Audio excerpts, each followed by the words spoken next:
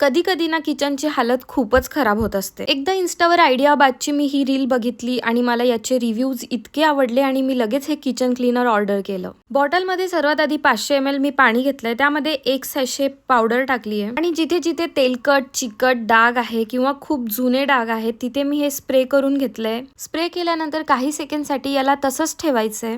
जिद्दी डाग असतील तर तुम्ही स्क्रबरने स्क्रब करू शकता किंवा फक्त कपड्याने वाईप अप करू शकता। माझं मिक्सर सुद्धा अगदी नवीन सारखं क्लीन झालंय आणि स्विच बोर्ड सुद्धा खूप खराब झाले होते, सो मी त्यावर पण स्प्रे करून घेतला आणि स्विच बोर्ड मस्त क्लीन झालंय।